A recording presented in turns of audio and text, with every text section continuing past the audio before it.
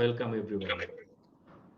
We have also with us Professor Dr. Jotirmoy Roy, ex-chairman, Department of Psychiatry, Rangpur Medical College and Hospital. Assalamu alaikum, sir. Welcome you to today's webinar. And we have with us Dr. Obru Das Bhumik, Associate Professor, Department of Psychiatry, National Institute of Mental Health. Welcome you, sir. Thank you. Now, we are going to introduce our honorable international speaker. We have with us our honorable international speaker, Professor Dr. Damber Kumar Nirola, who is the Professor of Psychiatry. Recently, he is currently working in Khesar, Gyalpo University of Medical Sciences, Bhutan. Assalamu alaikum, sir. Welcome you to today's webinar. Thank you. It's a pleasure to be part of the team. I want to introduce our today's international speaker a little more. He is a psychiatrist by profession. By this profession, he is also one of the international certified addiction professionals. And recently, he has been certified as one of the first certified counselor by Bhutan board for certified counselor in supervisor category. Besides his regular job, Sir is doing the technical advisor. He's an actor and technical advisor to the mental health program, Ministry of Health, Bhutan, and he's the honorable chairman of Professor Ethics and Registration Committee of the Bhutan Medical and Health Council. So it's a great honor and privilege to have you, sir, with us. Thank you. Thank you for the kind introduction. Sir, now I'd like to request you to deliver today's presentation on behalf of you. Thank you. Okay, so before I start, I have to give this disclaimer because I'm not an expert in epilepsy by any chance. I just happen to be a psychiatrist, a general psychiatrist. And unfortunately, Bhutan does not have any neurologist in our country. So somehow it fell on us psychiatrists to take care of epilepsy patients. So uh, that way, I got exposed to epilepsy a little more. But in today's overview, I'll be basically talking more about the types of epilepsy, the things like that. So I'll not go into the treatment part. And I know there are experts here, and most of the topic that I have prepared today will be mostly related to the adult population rather than the infants and the children, because I have very little knowledge on that aspect. Now, as already mentioned in the introduction, the global incidence is pretty high when we look at epilepsy. Uh, it is found that about 62 cases per 100,000 person years. So they have done some meta-analysis, and it is predicted that about 4.6 million new cases of epilepsy are there annually. So the prevalence is pretty high. And epilepsy as such is, I think, comes with a lot of stigma in many communities, including ours, where people have very distorted belief and myths related to epilepsy. People believe that epilepsy can be transmitted somebody who has epilepsy. I have few slides that I need to project. I'll share my content here, and I'll give the overview of it. Okay, how is that screen broadcast?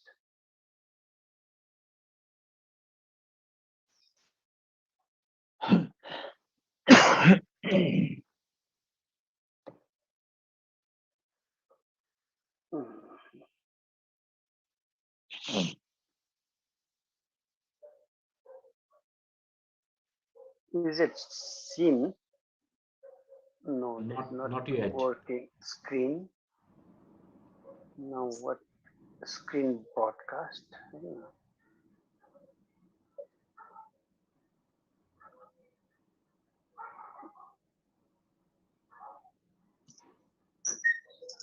No, I'm not.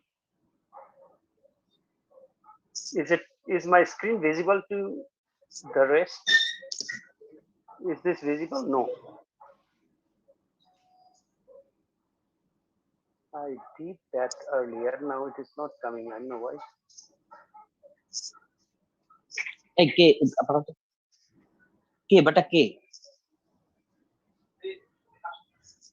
Okay, there's some hiccups. Earlier I was able to share, but now it somehow refuses to share.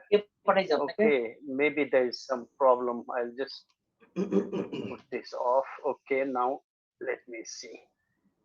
This is my slide. This is Zoom, and then start sharing screen. Okay. Start broadcast. Sorry. Okay, I think now the screen might be visible. Now it is visible to us also. Yes, thank you. Sorry. Sorry for that little bit of hiccup. So basically, by definition, epilepsy, most of us know that it's a disease of the brain, which is defined by any of the following conditions. So we still have this definition that there should be at least 2 unprovoked seizures occurring more than 24 hours apart, or there can be unprovoked seizure and a probability of further seizures similar to the general recurrence, that is at least 60% after 2 unprovoked seizures occurring over the next 10 years. And there can be diagnosis of epilepsy syndrome, especially among the children and infants. We have something called epilepsy syndrome. So most of the content that I have collected are from epilepsydiagnosis.org, which is a part of international league against epilepsy. So the contents are from there.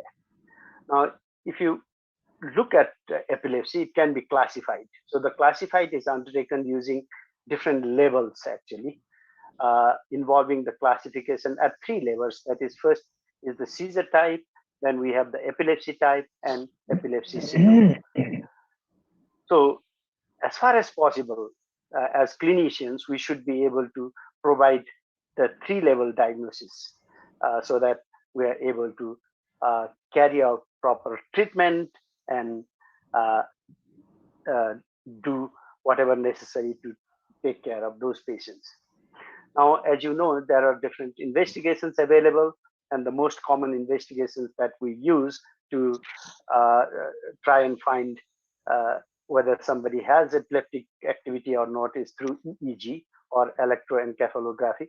And then we have MRI to detect any structural abnormalities and any cyst in the brain and other things. And there are other methods called genetic and chromosomal studies to establish any other genetic things. Now, there are also people like who observe clinically through through video telemetry. So a patient is made to be observed throughout 24 hours to see the seizure activity, and according to the observation that we make through the video telemetry, we will be able to give a proper diagnosis. Now, epilepsies are basically classified depending on different types. So we have generalized epilepsy or epilepsy of generalized onset.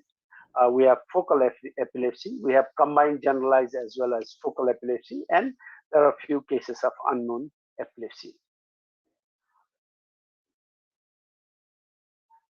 Now, when we talk about epilepsy, like many people also call it seizure disorder, because we classify epilepsy based on the types of seizures.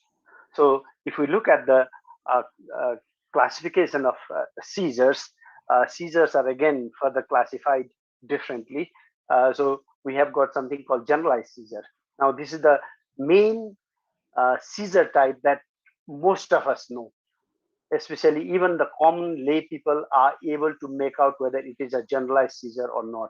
So generalized seizure is supposed to be originating at some point within, and it is like rapidly engaging both sides of the network. So such bilateral network can include the cortical as well as the subcortical structures, and they do not necessarily include the entire cortex. Although individual seizure onsets can appear localized, and localization and lateralization are not consistent from one seizure to another. So generalized is the entire brain is involved. Now, even in the generalized type, we have got different classification. So we have the tonic-clonic variation, in which we see the person jerking very rapidly, and then there are both tonic as well as clonic movements. We have the tonic one, we have the atonic one, we have myoclonic, atonic, and epileptic spasms. So these are different types of seizures. Now, if we look at these seizure types, now generalized onset seizures, like if we look at it, the motor type. So motor types are where we see the movement of the body. And then we also have the non-motor type. In non-motor type, it can be seen as atypical absence. It can be typical absence. It can be myoclonic absence, or absence with eyelid myoclonia. Only the eyelids move. So if these are the different types of seizures. Now, focal epilepsy. Now, patient with focal epilepsy, they have focal type of seizures. That means they may have those typical sharp waves or focal interictal slowing in certain part of the brain. So when you are doing EEG, we'll be able to differentiate from where these focal waves are coming. So it can be in different parts of the brain. So imaging showing a focal structural brain abnormality also is supportive of focal epilepsy. Like there may be a tumor, there may be a cyst. Like in our context, we see a lot of neurocysticercosis. Like in countries where the consumption of pork is pretty high, neurocysticercosis happens to be pretty common. So we did a small study a few years ago, and we found out that quite a significant number of people actually have cysts in the brain, and that needs a special treatment, because without taking care of the cyst, the seizures will continue. Of course, the cyst can die, and they can just become calcified, and they still can remain as focus for epilepsy for a very long time, but it is seen that they have this type of epilepsy. So focal epilepsies can be unifocal, there's only one side, or multifocal, or it can involve the entire one side of the brain. There are also like combined generalized and focal types of epilepsy. So patient may have both generalized as well as focal seizure types. In those cases, we see like ictal EEG findings that accompany both seizure types. We see generalized as well as focal in different conditions. Now, there are certain epilepsies which are very difficult for clinicians to actually figure out what that is. So that is what is called unknown type, and it is used to denote where it is understood that the patient has epilepsy, but it is very difficult to say whether it is focal, generalized, or a combined focal and generalized. So this may occur due to insufficient information to classify the epilepsy. So maybe the EEG is normal. Maybe we have not been able to get any seizure activity when we observe, or people who provide information to the clinicians, they don't know exactly how to describe it. Of course, the patient's relatives sometimes give a very distorted picture of the whole thing, because they get panicky. They are not able to take care of the person when they are having seizures, so they will not be able to really gather information correctly. So the best way to get this type of thing is probably if they are able to take a video while somebody is having seizure, and then we can observe the video recording later on, we might be able to guess what type of seizure it is. Now, uh, among the focal type of seizures, so we say that focal types of seizures are basically, we believe that they are originating within networks limited to only one hemisphere. So they may be very discretely localized, or it may be distributed widely over the hemisphere. So focal seizures they can originate in the cortical or subcortical structures. So focal seizure classification should only occur if the seizure is a focal epileptic seizure.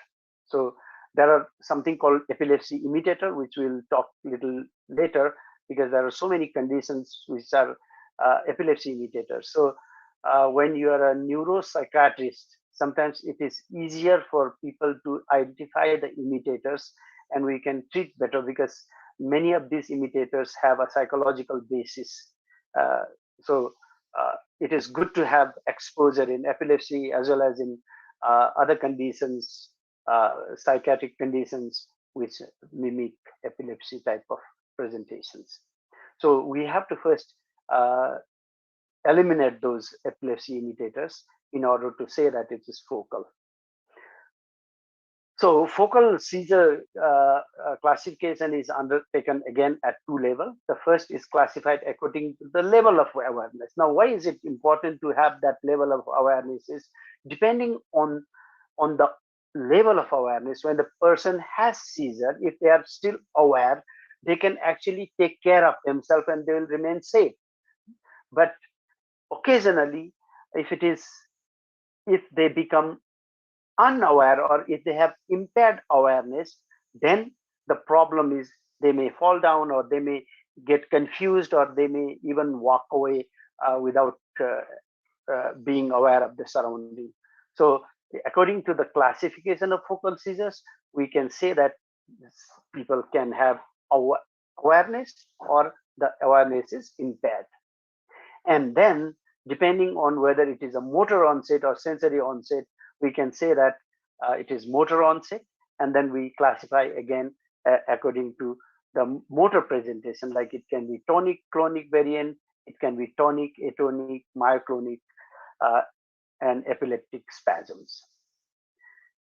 Now the non-motor are generally very confusing and sometimes very difficult for clinicians to really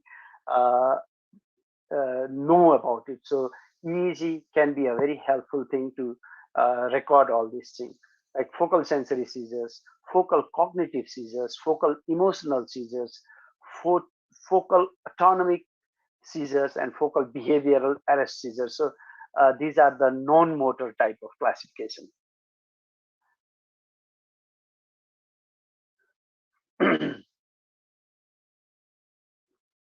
Now, what are focal sensory seizures? So the focal sensory seizures actually involve sensations being experienced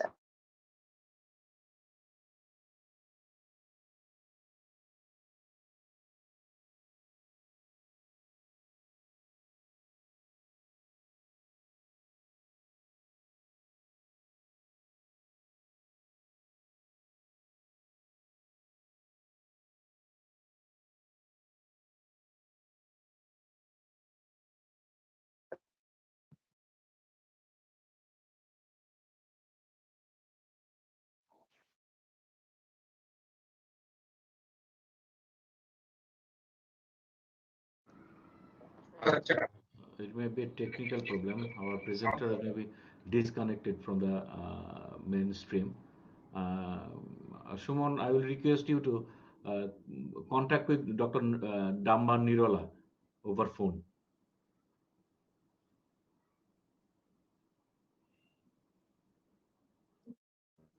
Suman নিরলার সাথে আমার মনে হয় যে ফোনে একটু contact করো, connection কোনো কারণে কেটে গেছে।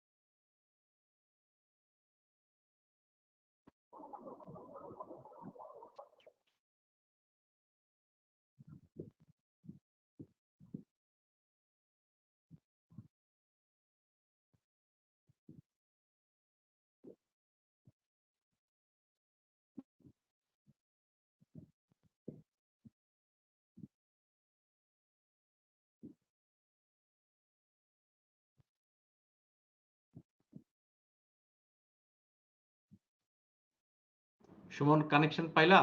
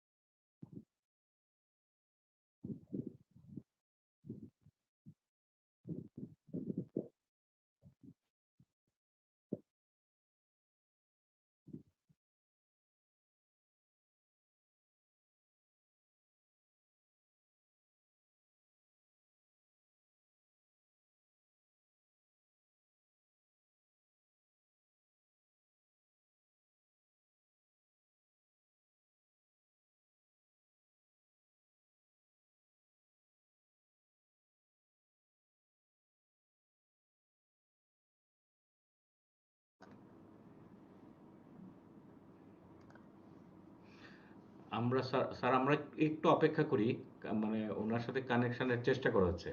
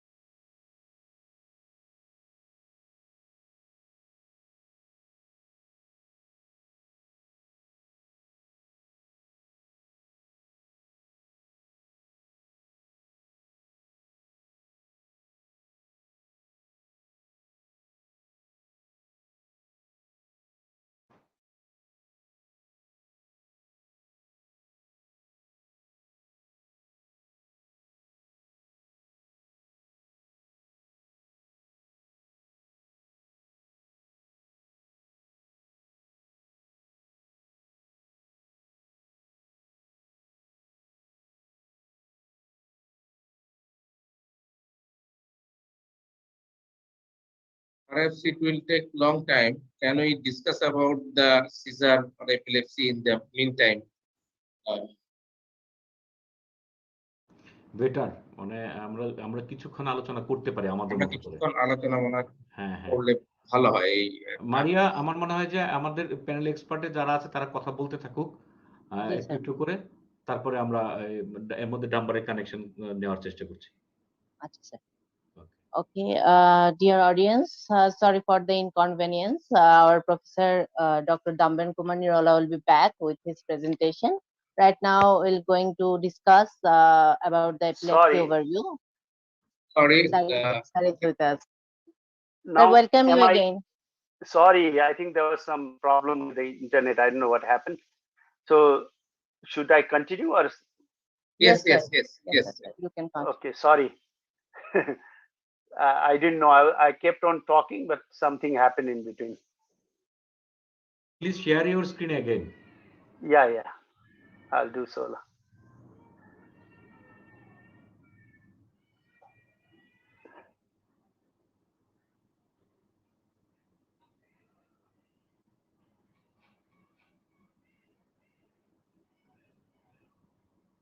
Okay. Is it okay, sir? Yes, yes. Okay. So please give me feedback through microphone so that I'll be able to stop if I have made some. I mean, if my connection is out or if I need to go slow. So I was basically Types of scissor. yeah, Types of scissor. yeah, types of There we no oh, back, type, back, back. yes, yes, from This here. one. Okay. So we were talking about the. So what I was talking about was the focal sensory seizures, because we initially we talked about classification of focal seizures, in which we discussed about whether somebody has awareness or there is impaired awareness, and then is it motor onset or is it non-motor onset. So in motor onset, it can be tonic-clonic variant, like in generalized type, tonic, clonic, atonic, myoclonic, and epileptic spasms. And in the non-motor type, we have the focal sensory seizures, focal cognitive seizure, focal emotional seizure, focal autonomic seizures, and focal behavioral arrest seizures. So depending on that, focal sensory seizures actually involves a sensation being experienced during the onset of seizure. Uh, but for the observer, you don't see anything evident. So sometimes we don't know what is happening to that person. They just experience that feeling. So focal sensory seizures can be further described using different descriptors. And then we talked about focal somatosensory seizures, in which you experience some tingling sensation or electric current like sensation. Focal visual seizures, where people even experience some hallucinations and they see flickering light, flashing light, shapes, and other things. But we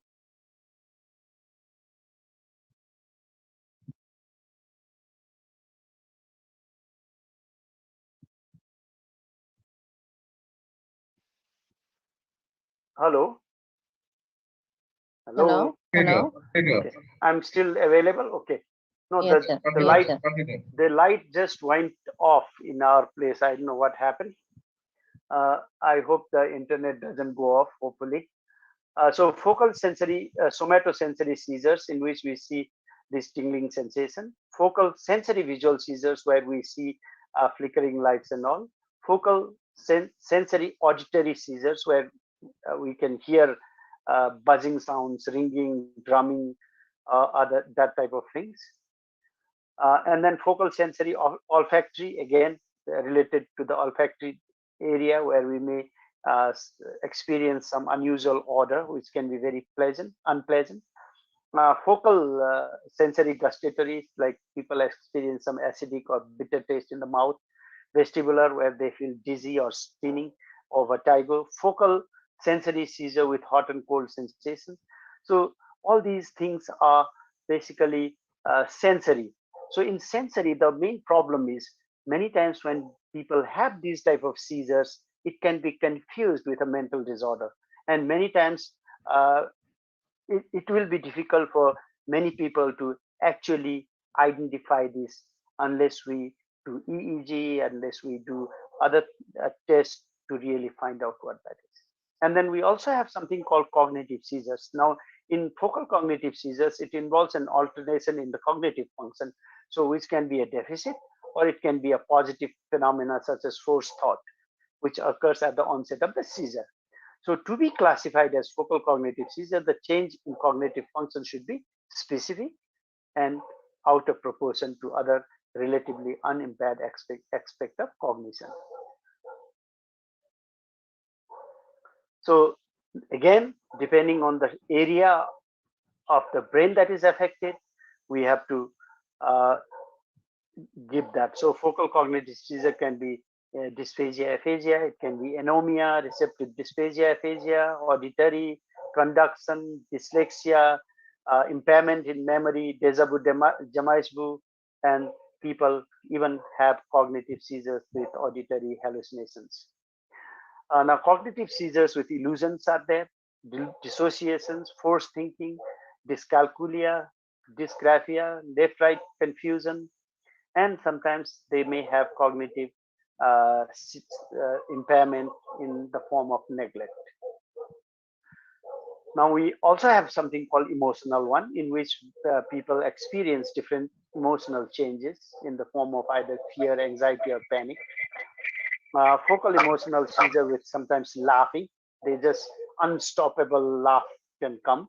People sometimes experience crying, they start weeping. They may have a pleasure sensations, or they may have seizure with anger. So they go into a fits of anger.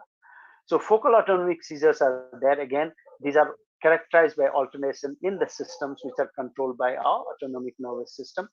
And depending on the site, it can be experienced in various different forms. So this may occur with or without objective clinical signs of seizure, which is evident to the observer. So focal autonomic seizures are described using all these descriptors. So these are all available in epilepsydiagnosis.org. We can even see videos, and the descriptions are there. For the brevity of time, I don't think I should go one by one in all of this. Now there is something called focal behavior arrest seizure. Now this focal behavior arrest seizure is actually characterized by decrease in amplitude and or rate of arrest of ongoing motor activity. So somebody is doing some activity and suddenly they seem to go into a arrest mode. So it appears as if they have frozen. So these are they are very brief behavior, and it's common and difficult to identify at the start of many seizures. So sometimes a person who is eating his meals can suddenly stop eating the meal and just assume a posture which is sometimes confusing to observer. So the arrest must be persistent, it can and dominant through the entire seizure period. Now there are seizures of unknown origin or unknown onset. So for everyday purposes, seizures are broadly categorized as either generalized or focal, but these terms can be used where appropriate. But there are seizures which cannot be categorized in any manner. So they are just categorized as seizures of unknown origin. So seizures with unknown onset can be divided into either motor or non-motor, like behavior arrest type. And there are also unclassified seizure onset. A seizure may be unclassified due to inadequate information to allow it to be placed in focal generalized conditions. And sometimes even EEG and imaging are not really helpful because not every seizure activity is captured by EEG. So therefore, sometimes we'll end up getting confused. And in that case, we just call it that. Now, if you look at the etiology now, up to this, I think that's fine. Now, even though there's no light, I'm going on and on. I think the internet is still on. The internet is on, right? Hello? Hello? On. Okay, good. So I'll talk very, very briefly about the etiology of epilepsy. Now, there is a strong familial inheritance. Many people who have epilepsy in the family can have epilepsy later on.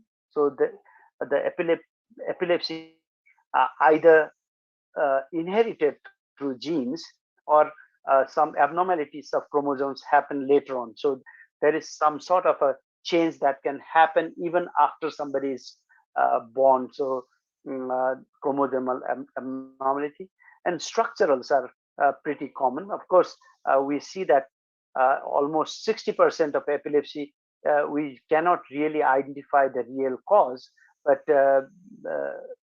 structurally, there can be malformation of the cortical area of the brain. So it can be focal cortical dysplasia, tuberous sclerosis, lesencephaly, subcortical and band heterotopia, gray matter heterotopia, polymicrogyria, hemimegaloencephaly, schizencephaly, hypothalamic hamartoma, and the vascular one, especially if there is any defect in cerebral vessels like cerebral angioma, there is Sturz-Weber syndrome, AV malformation, and hippocampal sclerosis. Now we have been finding a lot of cases through MRI who have hippocampal sclerosis, either both sides or one side. There can be hypoxic ischemic type, like related to stroke, or there can be injury, hypoxic ischemic injury to the brain, which can also lead to seizures. A traumatic brain injury, any type of trauma, especially if it affects the brain directly, it can happen. Tumors, different types of tumor are there. And then cyst, as I mentioned earlier, cyst like porencephaly cyst can be maybe a resolved hematoma can or resolved ischemic area of the brain can turn into a small cyst. Sometimes even as I mentioned earlier, in our context, a lot of people seem to have neurocysticercosis because of the tapeworm, which is transmitted from pork meat. So these are some of the things. Now, metabolic, obviously we know that a lot of metabolic conditions can lead to seizures. And then immune, these are some of the syndromes that they mentioned. Rasmussen syndrome, antibody-mediated infections, and there are different types of infections such as meningitis, encephalitis, and things like that, which can also give rise to seizures. And in many cases, sometimes we don't know the real cause. So this is briefly the overview about epilepsy. I think I have reached the end of my slide. Now we can have some discussion, I guess, and there are other panelists who can supplement me, complement me, because as I mentioned earlier, I'm not a real expert in this field, just that through clinical experience, we have seen quite a lot of cases. In fact, here we see all the epilepsy cases in our country because we don't have neurologists, we don't have epileptologists unlike in other countries.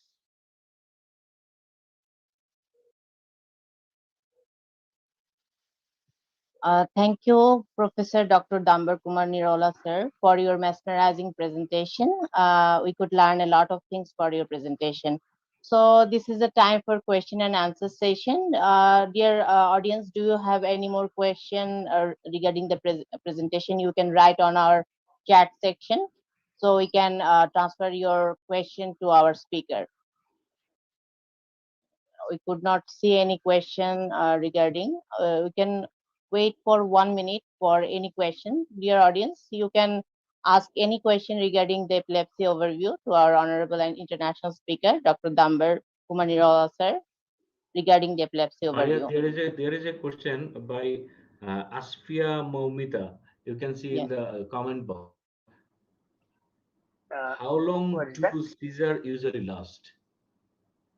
How long does seizure last? Okay, that's a very interesting question because see, many times some people come and describe to us that the seizure is lasting for hours together. Now, in seizure activity, we have to be very careful about the real seizure duration. Now, generally, the seizure duration is not beyond 1 minute. So around 30 seconds is the seizure, where the person is jerking and showing all those things. But in the post-ictal period, after they suffer from the seizure, some people go into that sleep mode or in that confusional state, which is not considered as the seizure, but it is considered as the post-ictal phase. So even in the some people have pre-ictal, some sort of a sensation that we described. So let's say 30 30 seconds to 60 seconds and not beyond. That's the thing.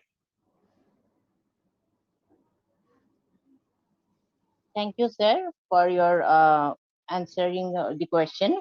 I think we can go for our discussion because we have gone long time. Now this is the time for our panel of discussion session. I'd like to request, first of all, our honorable panelist, Professor Dr. Nahid Mahjabin Morshed, ma'am, Honorable Chairman, Department of Psychiatry, Bangabandhu Sheikh Mujib Medical University. Ma'am, I would like to request you to say a few words regarding sir's presentation. Thank you so much, Maria, for welcoming me. And at first, Assalamu alaikum and good night for everybody. And I want to give my thanks to the organizer who organized an international platform regarding the epilepsy. And of course, I would like to give many thanks to the Damber Kumar Nirola, Professor Damber Kumar Nirola, for his nice and elaborative presentation. I'm so lucky enough that Damber is our student too, was a student too.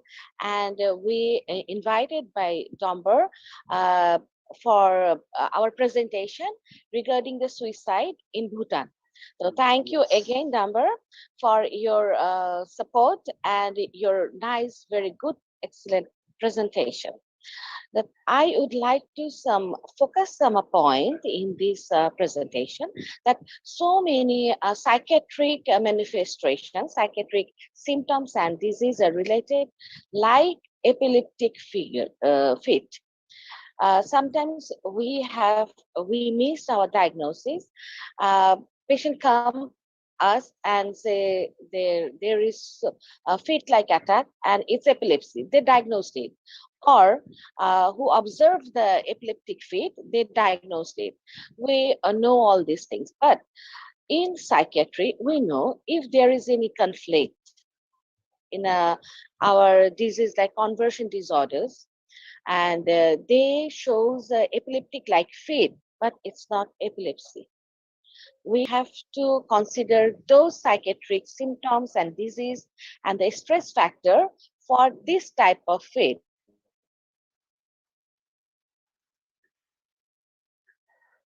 True, madam.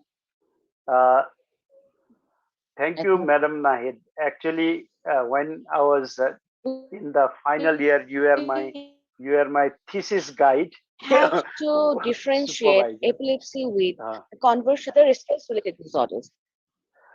Yeah, how? Yeah. How, yes, I know. Second psychiatrist in Bhutan. Yes, I'm the second one. Unfortunately, we just have two more, and then we have got now residents who are getting trained. Yeah. Now, yeah, Chetan is with you all down there. Yes. Then we have one resident who has gone to Malaysia, and we have two residents in house now. Another joined, so we will have five psychiatrists in another 5 years. Oh, good, excellent to hear. Now Bhutan is enriched. Yeah, we are regarding becoming enriched. Yes. Becoming enriched. So you have, and you can serve the people more. Yes, skillful, madam, definitely. Activities. Okay, and I would like to this differential diagnosis of our psychiatric others disorder and the stress related disorder for with the true seizure like attack. Damber already said the true seizure like attack may be lasted after 1 minute, up to 1 minute, but patient come to us and says they got the epileptic fit 1 or 2 hours. But we have to focus on that issue, that we have to explore the stress factors. We have to explore the conflicting factors of that patient, that situations. And in that case, we see so many females are come here with the epileptic fit. because we know in our society females are not overtly express their emotions or overtly express their conflicts in front of others. So they in a stress factor they become more anxious, and they may have the attention seeking behavior too. If they may see the previous epileptic like patient, and they just imitate this, and they show their attention seeking behavior too. We have to explore all these things, and we have to include here the child epileptic like fit. The child also affected by the epilepsy, and they have also the conversion symptoms, and they have so many stress factors. Nowadays in critical situations, there are so many patients come to us, the child and adolescent group, with the epileptic fit, or they says that they feel like that something will be happen to him or her points. And of course it's only the medication is enough for all the time. We have to give the psychoeducation to the patient and to the parents or the caregivers also, and it's a family oriented treatment too.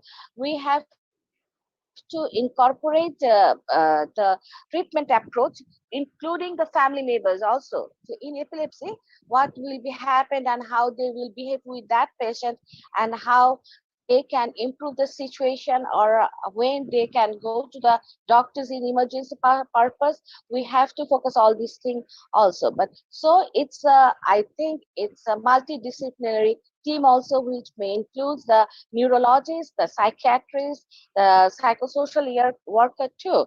And family counseling is more important here. Either it's epilepsy, or either it's an stress related factors, or the conversion disorders. So thank you so much. It's already time is so late. Then I want to hear from others, my superiors. Thank you so much. Good night, everybody. Assalamu alaikum. Thank you, ma'am, for your expert opinion regarding this presentation. Now, I want to request our Dr. Damber Kumar Nirola to answer a question from our honorable audience. They want to know that is epilepsy curable? Okay, now if we look at the epilepsy, there are some types of epilepsy, especially infantile and childhood and neonatal epilepsy, which are limited to certain age. So people may come out of it and they may not have seizure that continue till adulthood. But most epilepsy, if they are related to some structural problem in the brain, may have to be on medications for a very, very long time. So when do we say that somebody is now totally cured of epilepsy is if somebody remains symptom free or seizure free for minimum of 5 years. So if somebody remains without seizure for 5 years, we can presume that without medication I'm talking about, then we can consider that as cured, or they are not going to have any more. Now, how do we decide how to treat? Now that will come in the treatment part. Is generally we give medications for about 3 years, and then we build up the dose depending on the response to treatment and all, and then we try to taper off the medicines over a period of time. Of course, if there is no structural abnormalities that you have detected, and then we try to wean them off those medications and see if the seizures relapse or not. So it is always good to have a good solid evidence related to structural abnormalities by MRI. MRI is better than CT scan in this case, and then EEG obviously, and based on that we can continue the treatment. Now there are certain school of thoughts where people believe that like we must continue the treatment forever. It's a lifelong treatment, but that is mostly like in patients who don't want to take the risk of stopping the medicines and having another seizure. So we can give that option to somebody, but many can have toxicity. So we generally try to win them up over a period of time. Thank you. Thank you, sir, for your answer. Dear audience, due to shortage of time, we cannot take any more questions. We are moving to our discussion, to discussion panel. Right now, I want to request our Honorable Professor, Professor Dr. Gopen Kumar Kundu, Chairman, Department of Paediatric Neurology, Bangabandhu Sheikh Mujib Medical University. Sir, I'd like to request you to say a few words regarding the presentation. Thank you, Dr. Maria. Respected Chairperson, Professor Waziul sir, learned panel of expert, audience, and brilliant presenter, Dr. Damber Kumar. Welcome everybody and very good evening. I am very honored to present this session as a panelist. I think it's a very nice and excellent presentation on epilepsy by Dr. Damber Kumar. We know the epilepsy is a chronic and common neurological disorder in childhood and adult, and worldwide it's about 50 million people suffer from epilepsy, and it is assumed that in Bangladesh and as well as developing country, 1.5 million people are suffering from epilepsy.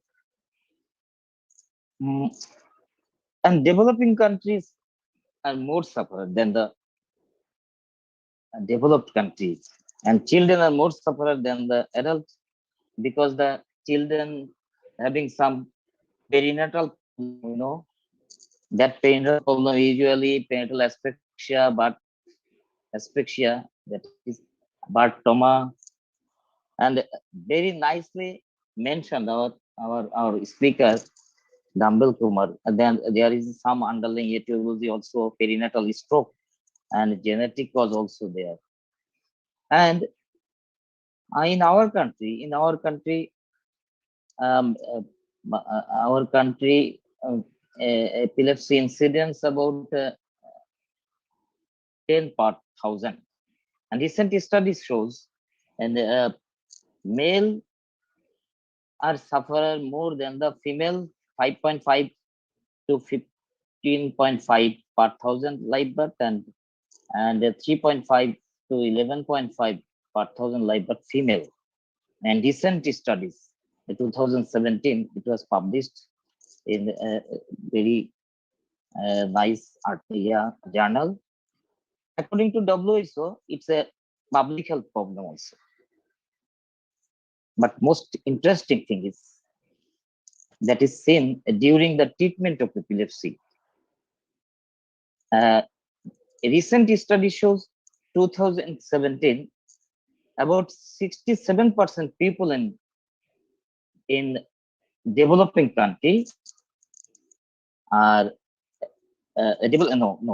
about 67% people in Bangladesh are epilepsy patient treated by traditional healer, that is Oza, Kubiraj, homeopath, and as well as indigenous medicine practitioner.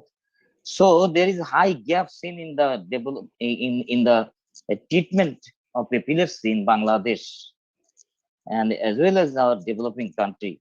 So we have to focus on that side, I think so. Actually, Professor Damber have nicely presented the total epilepsy overview, and he also nicely presented especially focal epilepsy ILE classification. Very nicely presented ILE classification, especially focal epilepsy, and as well as etiology of epilepsy, focal structural metabolic defect, vascular malformation, SI and trauma, tumor, etc.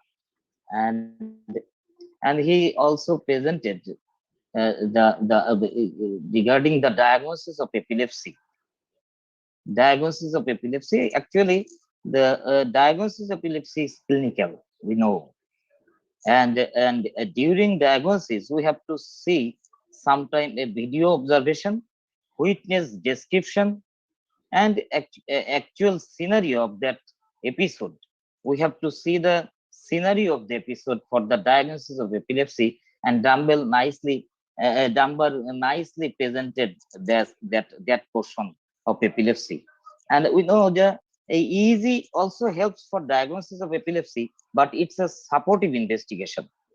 Actually, the epilepsy is clinical, and other investigation, MRI, also Dr. Damber told us that regarding the MRI, actually MRI to see the underlying etiology, underlying structural defect, underlying vascular defect, actually etiology of the epilepsy, and metabolic scanning also done in case of epilepsy diagnosis. Finally, we see the genetic. Nowadays, we see the genetic investigation to see the underlying etiology for the diagnosis of epilepsy. And one question was there: when we withdraw the drug? Actually, Damber also mentioned regarding. Actually, it depends on the underlying etiology. What will be the underlying etiology, and that will be the indicate what, how long we continue the drugs. If the generalized seizure, if there is generalized seizure, and treatment continue 3 to 5 years actually, and if the underlying etiology focal structural metabolic defect, in that case you have to follow up the cases, and finally we in some cases we have to continue the drug lifelong also, and as well as we have to treat the comorbidities of the comorbidities associated with the epilepsy. So these are the actually very uh, important topics, and as well as very nicely presented, Dr. Damber. I'm very glad to attend this session, and thank you, Professor Shalahuddin, Professor Biplob, my elder brother, and thank you for Moner Khabor to inviting me as a panelist. Thank you, everybody, and very good night. Thank you, sir, for your expert opinion. Thank you for your opinion regarding our presentation. Right now, we are going to take 2 more questions from the audience because they are requesting for answering some questions. So our next question is to our Professor Damber. That is one of our audience have asked that if someone have one seizure at their time, so one season, that means that he has a seizure or not. Okay, so basically, see the definition. When I talked about the definition of epilepsy, we talked about at least 2 unprovoked seizures within 24 hours. So that's the thing.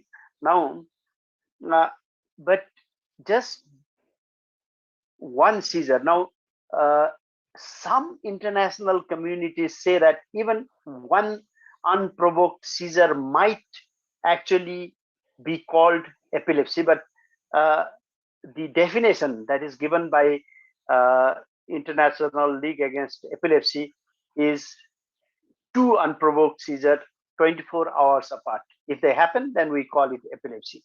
Now, do we do anything with the one seizure? I think it is very important for us to do the investigations, because especially if it is an adult onset one, it is important for us to rule out the metabolic cause, the structural cause, and there are many other causes. So we have to look for those.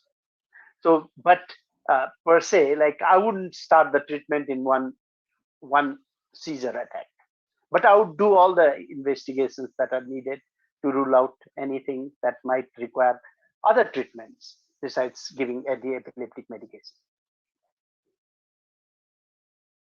Thank you, sir, for your answer. Dear audience, so you can have your answer from our Professor Dr. Damber Kumar Nirola. Sir, we have another question from our audience. So one audience have asked you a question regarding the epilepsy. During the epilepsy, is there a chance of swallowing their own tongue? Is there any possibility or not? Well, there's a very uh, difficult question, but I have not come across anybody who has swallowed their own tongue.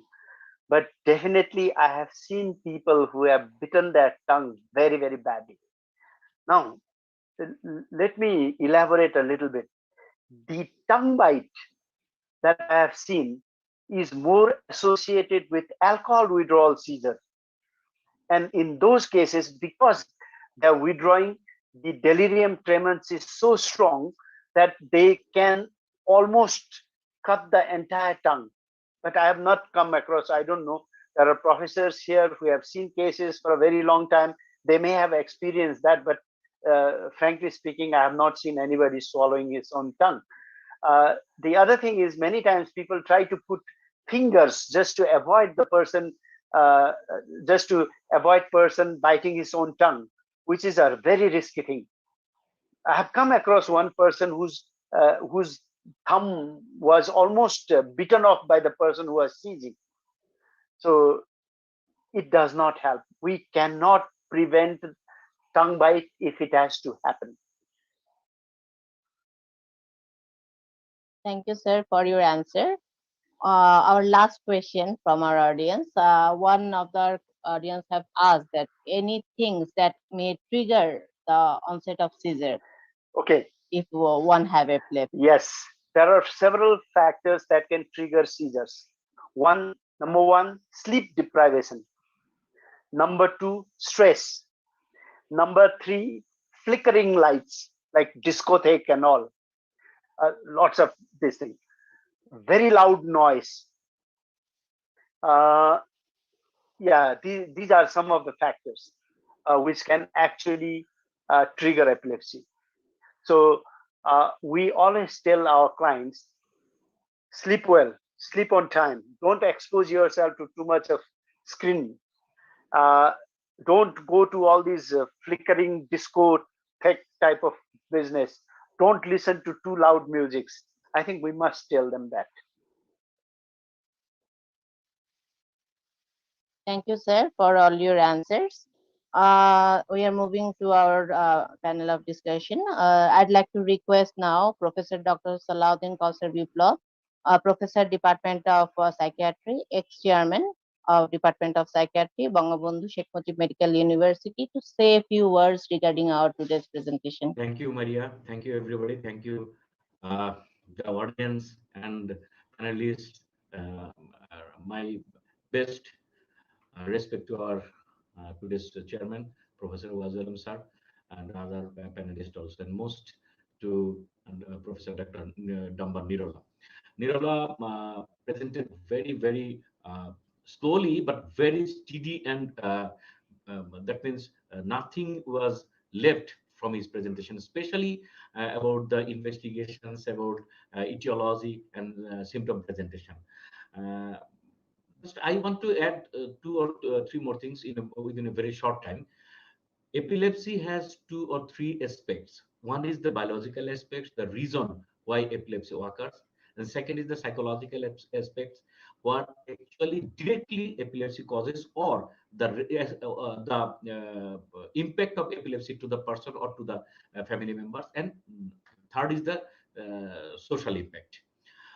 These are three very important parts, and treatment is mostly related to the cause. It is already been said by Damber and Gopen and Professor Mahjabin also. I'm not going there. I'm just telling about the stigma and the portion which should be dealt by the psychiatrist. আমি এই অংশটুকু বাংলায় বলতে চাই একটু সাইকিয়াট্রির সাথে এপিলেপসির কি সম্পর্ক বা রিলেশন, সেটা কনভার্সন ডিসঅর্ডারের সাথে, এটা আমরা মোটামুটি সবাই জানি। এটা হিরোপা উল্লেখ করছে, ডাম্বরা বলছে। আমি যে অংশটুকু যেটা বলতে চাই, যেটা মোস্ট অফ দ্য টাইম আমি মনে করি যে আমার পার্সোনাল ভিউতে, সেটা হলো যে গ্রাম বা একটু দূরে যেখানে আছে সেখানে ইগনোর থাকে। এপিলেপসিকে আমরা বলি মৃগী রোগ, এবং মৃগী রোগ সম্বন্ধে এত ধরনের কি বলবো যে বিভিন্ন রকমের কথা চালু আছে, গল্প চালু আছে। এই চালু গল্প থেকে অনেক সময় এই সমস্ত বিষয় মৃত্যুর কারণ পর্যন্ত হতে পারে। এখনো আমরা দেখি মৃগী মৃগী রোগীর নাকের কাছে স্যান্ডেল দেওয়া, নাকের কাছে মানে কি বলবো যে দাঁতের নিচে চামচ দেওয়া, দাঁতের নিচে কি বলবো যে পয়সা দেওয়া। আমি শুধুমাত্র এই অংশটুকুকে হাইলাইট করতে বা বলতে চাই, সেটা হলো যে এমন কিছুই করা উচিত না, যেহেতু ব্রেনের একটা অংশ স্টিমুলেশনের পরেই এটা হয়ে যায়। আমি সাধারণ মানুষের জন্য বলছি, এমন কিছুই করা উচিত না যেটা তার জন্য আলটিমেটলি আরো মৃত্যুর কারণ হতে পারে। আমাদের একটাই মাত্র কাজ, এপিলেপসি যেখানে ঘটে, যার হয়, যার মৃত্যুটা ঘটে, সেখান থেকে একটা সেফ জায়গায় নিয়ে যাওয়া এবং অপেক্ষা করা তার এই খিচুড়িটা কখন কমে। এই মেসেজটা আমি ইচ্ছা করে এটা একটা মানে অত্যন্ত ইম্পর্টেন্ট পার্ট বলে আমি আমার মতো করে বললাম। আর এপিলেপসি সম্বন্ধে already been said by Nirola and other panel experts. They will say the other important points of epilepsy. And I have two that means identity here. One is the professor of Department of Psychiatry, and another is the part of Moner Khabor. And I am giving you that means information. If you give support, we will try to present international seminar every monthly or fortnightly, if possible, by the by our presenter from abroad, with the latest and scientific outcome of different parts of psychiatric diseases and psychiatric conditions. That is our hope, and most our important issue is to give information about making awareness among the people regarding mental health issues, mental health problems, and mental health other issues. So it is our vision to make people, that means giving information to the general people. So thank you, Nirola, thank you, panel experts, and আমার আরেকটা ধন্যবাদ দেওয়া উচিত SKF কে আবার ধন্যবাদ দিচ্ছি যে আমি এই কথাটাও বলতে চাই যে মনের খবরের সায়েন্টিফিক এই যে international presentation, this is the first time, এটা আজকে একটা প্রথম। তো আমরা চেষ্টা করব সেটা এমন ভাবেই করার জন্য, রেগুলারলি করার জন্য, বাইরে যারা আছে তাদেরকে, ওনাদেরকে নিয়ে আমরা রেগুলারই প্রতি মাসে না হোক অন্তত মানে দ্বারা যতটুকু সম্ভব 15 দিনে একটা বা 1 মাসে একটা সেটা করার জন্য। এবং সেই উপলক্ষে এসকেএফ যেহেতু আমাদের সাথে প্রথমবার আসছে, আমি আমার মনের খবরের টিমের পক্ষ থেকে, আমার ব্যক্তিগত পক্ষ থেকে সাধুবাদ এবং অসংখ্য ধন্যবাদ জানাচ্ছি। আমি শেষ করতে চাই, সবাইকে আবারও ধন্যবাদ জানিয়ে আমি আমার বক্তব্য শেষ করছি। সবাই ভালো থাকবেন, শুভরাত্রি।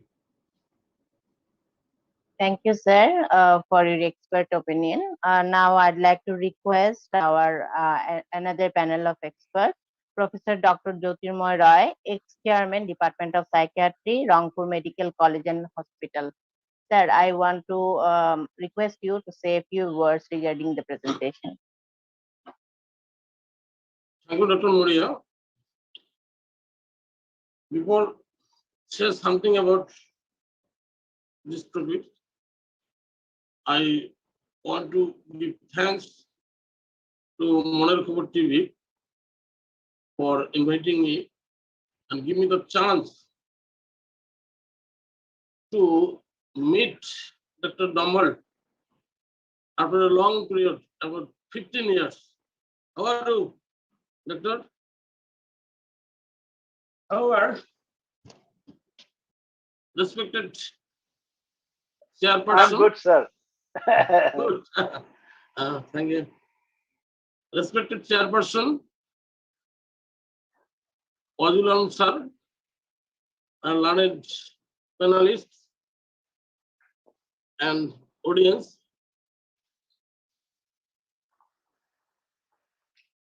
Good evening. About epilepsy and classification of epilepsy. These details have been discussed by Professor Damber. Details and also their clinical features. And I have nothing to say about classification and features of epilepsy, but as a psychiatrist, what is my role regarding epilepsy? I think the main and complex portion of the epileptic management is mainly done by the neurologist. And as a psychiatrist, I want to say that what is the relationship between the psychiatric disorder and epilepsy? What we will do when we manage a psychiatric patient with epilepsy? What we will, how we will choose the anti-epileptic drugs in psychiatric patients, or what are the important psychotropic drugs that may be used in epilepsy. And in epilepsy, there is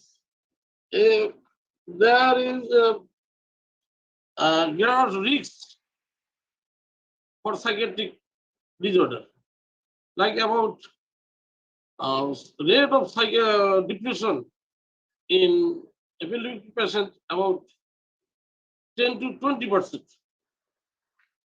and psychosis about 4%. Rate of suicide also 4 to 5 times more than the general people. And main psychiatric treatment, the anti-epileptic drugs may cause psychosis or depression.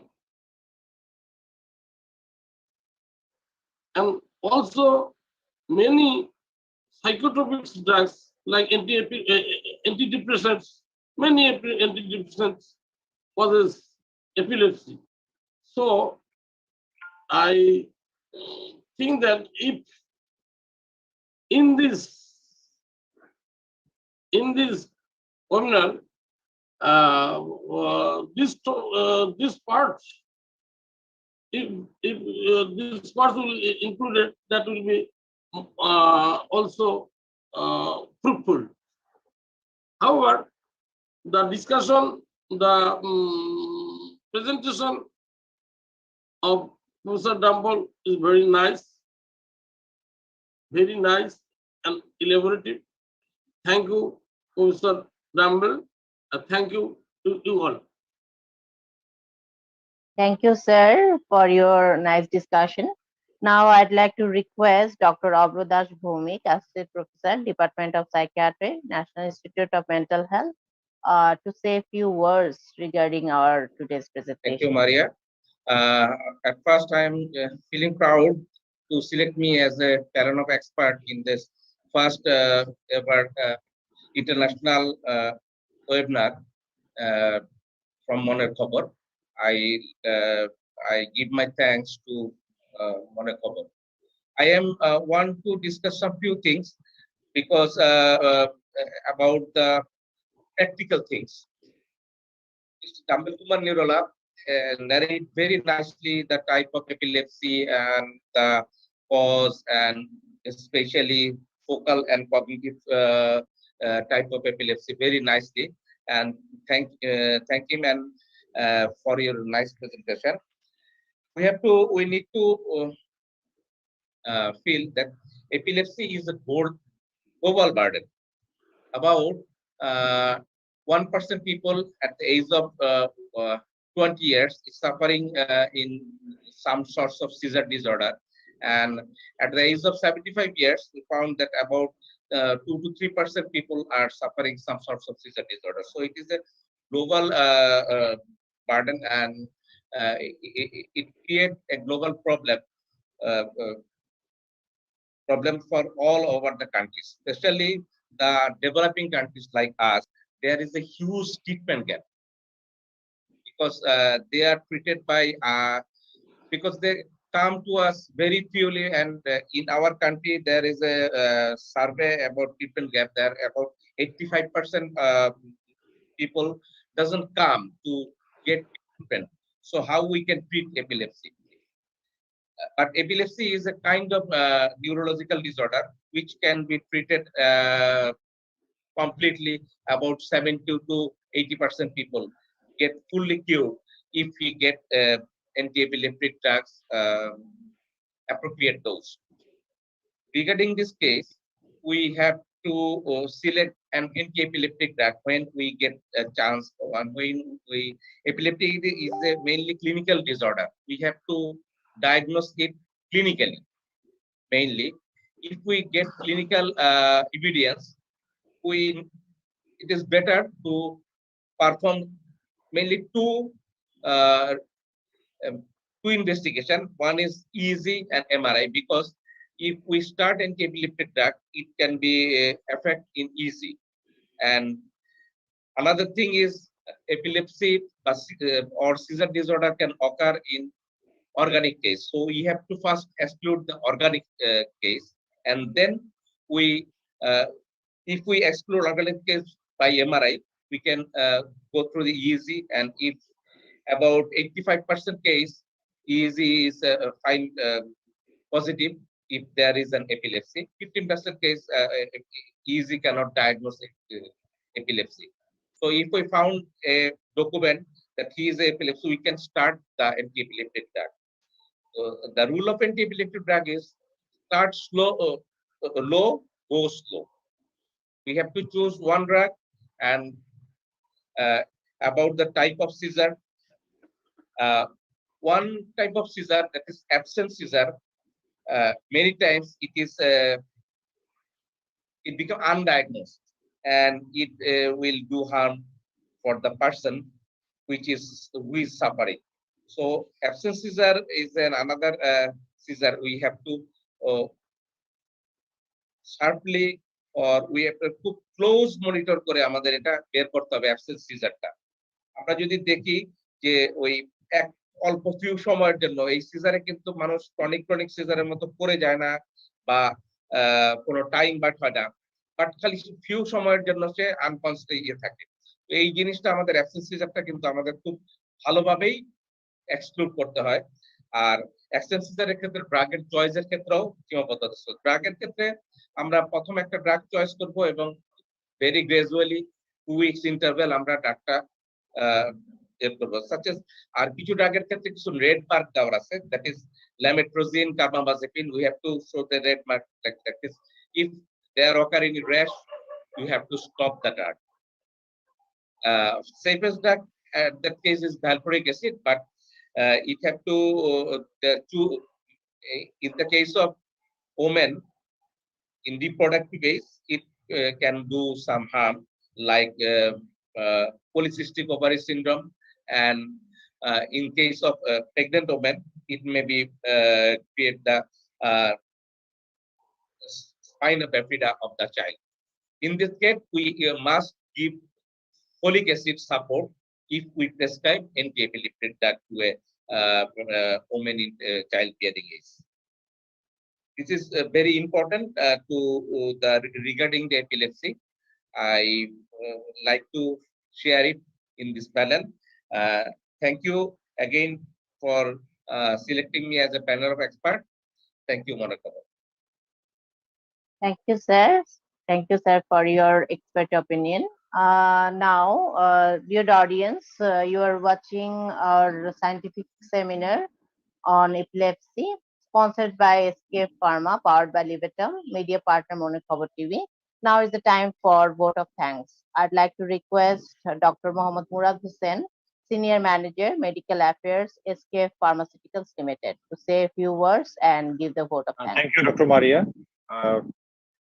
Honorable Chairperson, respected panel of experts, and the knowledgeable speaker, me, Dr. Mohammad Murad Hussain, would like to thank all of you for today's webinar on epilepsy. First of all, I would like to express my thanks and gratitude to our speaker who has told the epilepsy background. I think it is one of the best presentation I have ever heard in my life. So thank you, speaker.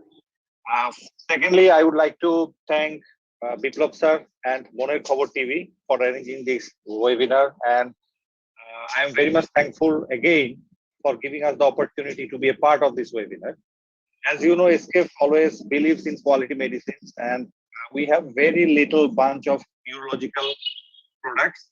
But recently, we are focusing on neurological and antipsychotic drugs, which is related to neurological issues and also the psychiatric issue. As a part of this, we have launched Levetam, which is a drug of epilepsy. And I hope all of you are well aware about this generic and our brand Levetam. So on behalf of Levetam, on behalf of Eskayef, again, I would like to give my thanks and gratitude to all of you for attending and participating in this webinar, especially the listeners, the viewers, and the attendees who have participated very brightly in this webinar, because I have heard a lot of questions from Dr. Maria to the panel of experts and also to the speaker. So again, thank you very much and have a good night and stay safe and be safe. Thank you. Thank you very much. Thank you, Dr. Murad Hussain, for your vote of thanks. Now, I'd like to request our Honorable Chairperson of this scientific webinar, Professor Dr. Mohammad Waziul Chowdhury, President, Bangladesh Association of Psychiatrists, to say a few words and give his expert opinion regarding this presentation. Thank you, Maria. Cyril, I'm very glad to meet you all today here and speaking as a president of the session. Today it's a wonderful session. I would like to offer my heartiest thanks to Moner Khabor and Eskayef to organize such a brilliant session, and Moner Khabor, Eskayef particularly to reach Moner Khabor outside Bangladesh possibly first time with an international conference, I should say. So Dr. Damber Kumar Nirola, such a gentleman, he said that I am not an expert, but what you have done today, that is a fantastic, it's a magnificent, particularly the classification. Possibly we have become acquainted with the extended family of epilepsy today. I never known the different type of seizure or epileptic presentation. Really simply magnificent. So as a psychiatrist, I would like to say that epilepsy and psychiatry is very closely related. You know, there are some psychiatric disorders. Their frequency is almost 2 or 3 folds if there is epilepsy, particularly anxiety disorder, mood disorders, suicidal ideation, suicide, and few other conditions. If there is epilepsy, the chance of these disorders are simply 3 or 4 times much more than normal population. So what we can do as a psychiatrist, we have many things to do, but simply I would like to highlight one aspect of this situation. If we consider the depression as one of the important problem in psychiatry, it has a very big relation, close relation with epilepsy. So we can discuss about the risk factors for depressive patient in epilepsy. So the biological risk factor like family history of mood disorder, focus in the temporal or frontal lobe, and left-sided focus. So these are the biological risk factor for depression in patient of epilepsy. And the psychosocial risk factor like perceived stigma, fear of seizure, and pessimistic attributable style, low social support, and unemployment. So these are the psychosocial risk factor of depression in case of epilepsy, and other iatrogenic risk factor like epilepsy surgery, anti-epileptic drugs, particularly when polypharmacy is used and there is high level serum level. So what we can do, we can discuss about these biological and other risk factors in case of patient with depression and epilepsy, so that we can help these people with epilepsy and depression. So this is our duty, psychiatrist duty, so that we can cut down the prevalence of depression in case of epilepsy. So this is really wonderful session. So I'd like to offer my heartiest thanks to Dr. Gopen Kumar Kundu. We are lucky enough that we have become able to hear from Dr. Kundu, the very dynamic pediatric neurologist, and the other panel of experts. Really, they are experts, they are learned, and they are very pleasant to me at least. And brilliant Maria is always brilliant when he's speaking or when he's coordinating something. And finally, Mr. Dr. Muhammad Murad Hussain from Eskayef. I would like to request our today's speaker, Dr. Nirola. We want to hear from you very soon, and particularly the recent mental health aspect of Bhutan during the pandemic situation. So thank you, everybody. Thank you all. Very, very good night. Thank you, Professor Dr. Mohammad Waziul Chowdhury, sir, for concluding our today's session. So this is the end of our international scientific webinar on epilepsy.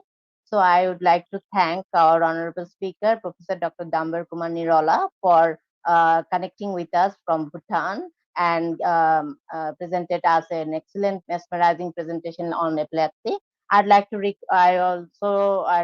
thank our panel of experts, and not but the least that I want to thank Eskayef for organizing and supporting us for doing this type of presentation and international presentation in our national level. So I'd like to request them that they will continue their support so we can do more and more sessions in the future. So thank you all.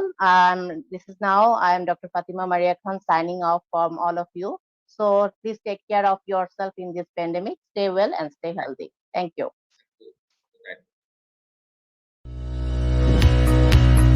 Good night. Shubhrattri. Khuda Hafiz. Good night. Good night. Good night, doctor. Not so good. Night is good and very, very good to see you again after a long